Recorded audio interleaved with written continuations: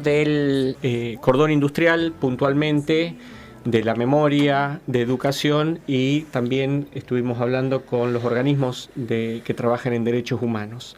Para cerrar, queríamos abordar el tema de la resistencia obrera a la dictadura en nuestra región, y nada mejor que hablar con el profesor y doctor en historia Andrés Carminati. Hola, buenas noches, Andrés, no sé si nos escuchás. Hola, Sergio, ¿cómo estás? Bien, bien, muchísimas gracias, Andrés, por engancharte en este proyecto de FM por Yahoo y el Instituto número 22 de Fray Luis Beltrán. Y queríamos preguntarte, Andrés, vos te dedicaste muchísimo a trabajar la resistencia obrera. ¿Por qué fue que decidiste abordar esa temática, no? Bueno, primero que nada, muchas gracias por la invitación a ustedes. Y bueno, tiene que ver con cuestiones biográficas, ¿no? Yo, bueno, soy hijo de militantes, mi vieja fue militante de derechos humanos, mi viejo también fue militante, despedido durante la dictadura. Y bueno, y prácticamente los relatos sobre la dictadura, sobre las madres, formaban parte de algo que me acompaña, ¿no? Y sin embargo, bueno, yo después hice la carrera de historia, y recién en quinto año, cuando curso un taller específico, nos dan entre el material un libro de Pablo Pozzi, un historiador que tiene un libro sobre resistencia obrera, y me sorprende, digo, esto dónde estaba, digamos, como que no estaba ni en mis relatos, y entiendo que tampoco están, que forma parte de los relatos más comunes que tenemos sobre la dictadura y sobre la resistencia, ¿no? Están, bueno, las madres, los familiares, pero la clase trabajadora como que aparecía desdibujada, y bueno, me empezó a apasionar el tema, y a partir de ahí empecé a estudiar, digamos, lo que había ocurrido en el Gran Rosario durante ese periodo, y bueno, y después que ese trabajo culminó en una tesis doctoral, digamos. Hola Andrés, Gabriel Cori te saluda. ¿Cómo ¿Cómo te andas, va? Gabriel? ¿Qué decís? Escúchame, te quiero hacer esta preguntita. Es muy difícil, vos mencionaste que tu mamá, tu papá fueron militantes, pero vos también sos y fuiste un militante. Es muy difícil para un investigador separar esto del objeto de estudio. A ver, yo soy partidario de aquello que dijo Massetti, que era un periodista, que dice: somos objetivos pero no imparciales. Yo creo que el historiador, que el investigador, digamos, tiene que buscar intentar reconstruir lo más fielmente su objeto de estudio, pero uno no puede ser imparcial, digamos, ¿no? Sería absurdo y sería hipócrita, porque uno obviamente tiene una pertenencia ideológica, tiene unos afectos, tiene algo que lo rodea, y nadie en el mundo puede ser imparcial, ¿no? Entonces eso me gusta, esa frase de Massetti, para pensar esto que vos planteás, porque obviamente yo estudio por ejemplo la conflictividad o la represión obrera, y uno no puede leerla asépticamente, como sin provocar angustia, dolor o bronca, por lo que ocurrió, o alegría frente a las determinadas luchas o determinados triunfos de los trabajadores. Así que efectivamente yo la veo así. Bien, Andrés, ¿nos podrías comentar, porque es como lo planteas vos, ¿no? No está muy desarrollado, está desarrollado muchos temas en relación a la memoria, como madres, abuelas, ¿no? Pero la resistencia obrera no está bueno, hasta el momento no estaba tan desarrollado. ¿Podés aclararnos cuál es la dimensión que tuvo la resistencia obrera en nuestra región en ese periodo, el periodo, ¿no?, de la última dictadura militar? Sí, bueno, efectivamente, a ver, hago un pequeño repaso historiográfico, porque obviamente no fui el primero que abordó eso. Bueno, nombré a Pozzi, y hay otros autores, que Agó, Fernández, digamos, que estudian en los 80, en los 90 prácticamente no hay ningún estudio sobre el tema. Y después del 2001 hay muchos estudios como el mío más regionales, digamos.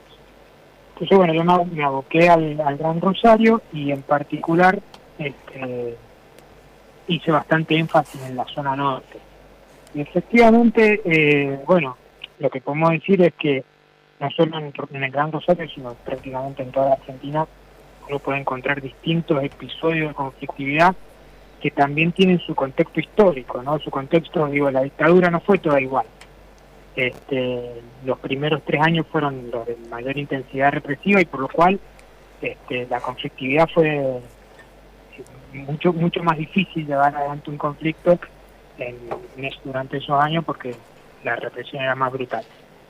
Sin embargo, digamos, yo durante el primer año de dictadura encuentro así pequeños episodios que son significativos justamente porque en ese momento levantar la cabeza era difícil, pero me quedo, digamos, para resumirlo, esta charla breve, de contarles quizá el episodio más significativo de los primeros 2 años de la dictadura en el Gran Rosario, que es una oleada de huelgas. Prácticamente piensen que la mayor parte de los sindicatos estaban intervenidos y los que no estaban intervenidos tampoco querían hacer demasiado, pero en junio del 77 se inician unos conflictos en las fábricas de tractores, en la John Deere y en la Massey Ferguson. Son conflictos por cuestiones salariales, había inflación, congelamientos salariales desde el año anterior, y se inician unos conflictos que son se inician con quite de colaboración, es decir, no producir más allá de lo mínimo, y estos conflictos logran romper la censura, digamos, logran conocerse en la región, y alrededor de esos dos conflictos que se convierten en algo así como señeros, se desata una ola de conflictos en distintas, tanto fábricas del cordón industrial como del Gran Rosario, ¿no? Por ejemplo, en Estexa, en Cristalería de Cuyo, en Duperial, en Paz hay un quite de colaboración, en celulosa también, pero bueno, los dos más importantes son los de John Deere y Massey Ferguson, que las fábricas, ambas fábricas, llaman a las fuerzas represivas y entran, fíjense ustedes, entra el ejército y la policía a las dos fábricas a desalojar a los trabajadores, es decir, las fábricas abren las puertas de su propiedad privada para ejercer la represión sobre los trabajadores que estaban realizando quite de colaboración. Y por ejemplo, en el caso de Duperial, detienen a algunos delegados que habían estado, que se habían reunido con los viejos delegados que habían sido despedidos durante la dictadura. Este conflicto es muy interesante porque dura 8 días en este contexto, ¿no? Donde todavía en el 77 hay una represión muy importante, y bueno, parte de la represalia que reciben, bueno, son despidos, suspensiones, detenciones masivas, y además un aditivo más,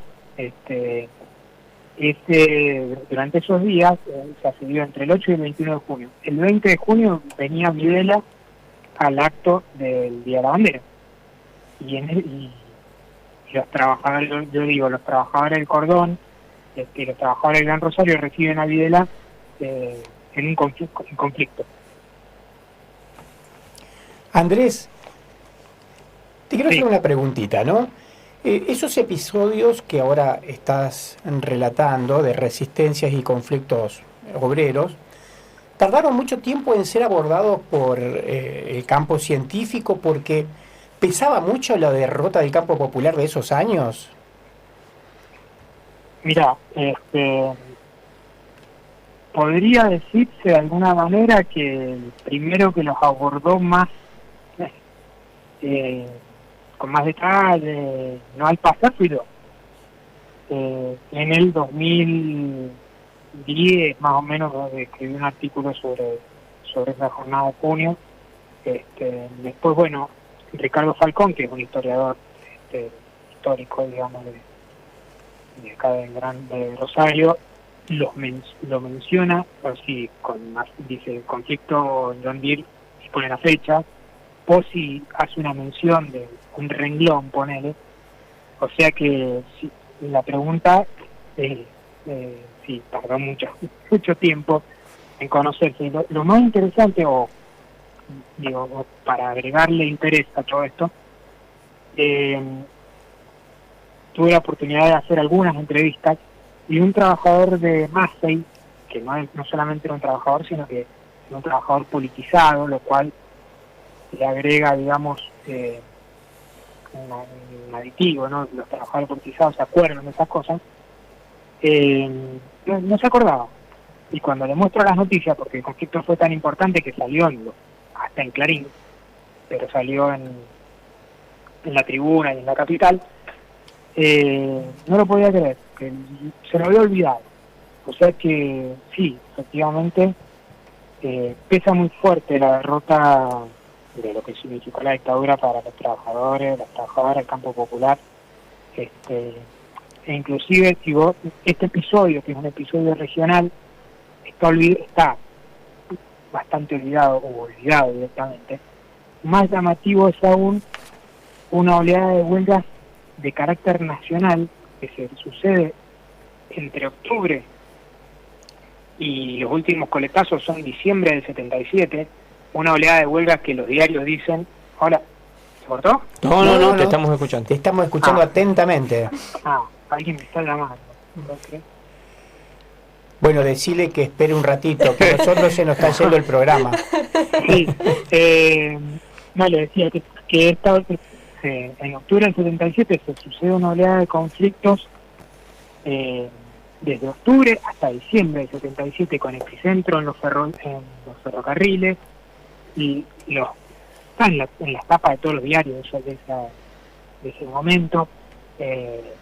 Hablan de Cordobazo, los diarios, el momento más frágil de la dictadura, dicen los diarios. Y esa oleada de conflicto está totalmente escondida, olvidada de la historia de los trabajadores y las trabajadoras. También hace poco publiqué un artículo donde lo reconstruyo de manera bastante sistemática y preguntándonos esto, ¿por qué está tan olvidado? ¿No? Porque hay, por ejemplo, en el 79 es la primera huelga que le declara la CGT a la dictadura, va una fracción de la CGT, la 25, a la dictadura. Y de eso hay una memoria, igual que de la marcha del 30 de marzo del 82, pero esto está totalmente olvidada y les puedo asegurar que tiene una dimensión que es increíble. Y les agrego lo último, como estamos de tiempo, hace 2 años hicimos un encuentro de todos los historiadores e historiadoras que trabajamos este tema. Y yo llevé una reconstrucción de estos episodios que todos más o menos los conocemos, y mis colegas reconocían, decían, bueno, esto todo lo hemos visto, pero como que nadie lo había reconstruido y lo había puesto en valor, me decían mis propios colegas que estudian estos temas. O sea que piensen ustedes, yo estoy medio obsesionado con ese tema, con esa oleada de huelgas también, porque es una dimensión, prácticamente es una huelga general no declarada. Hay conflicto en los ferrocarriles, en los subtes, en los trenes, en los aviones, luz y fuerza, en algunas fábricas, de hecho algunas fábricas del cordón industrial. Es una oleada impresionante, y está totalmente olvidada. Y yo digo, pensar la dictadura con esos episodios, pensar la dictadura incluyendo esos episodios en los relatos históricos, es totalmente distinta que sacarlos, ¿no? Porque muchas veces tiro una polémica pequeña que se habla de dictadura cívico-militar, ¿no? Y cívicos muy grandes. Y yo digo, no me termina de gustar porque los trabajadores se resistieron, eran civiles. Podemos hablar de dictadura empresarial militar, la colaboración de los militares, o se habla de la apatía, del no te metas. Y vos ves esos episodios y es para matizar, el no te metas, la gente quería que viniera la dictadura o que nadie hizo nada, porque les aseguro que que bueno, es además por el momento, del 77, pero si uno se recorre la dictadura de punta a punta va a encontrar conflictos muy importantes, algunos de grandes dimensiones, como este que les digo, o la jornada esta de la oleada de huelga de junio del 77. Digo, hay muchos episodios que son muy significativos y que me parece a mí que nos ayudan a pensar la dictadura de otra manera, ¿no? Porque hoy está muy de moda, inclusive, pensar en los consensos, pensar en las complicidades, ¿no? Esto, bueno, cívico, militar, incluimos a los civiles. Que yo digo, prefiero pensar empresarial militar, digo, vos recorrés las declaraciones de todas las patronales, desde los pequeños metalúrgicos hasta la sociedad rural, y estaban todos aplaudiendo a los militares. Algunas dirigencias sindicales dijeron yo me borré, pero la clase trabajadora y algunos sindicatos de base resistieron a la dictadura. Andrés, se nos está terminando el tiempo. Sí, muy interesante, pero muy interesante. Nos quedaríamos escuchando muchísimo más.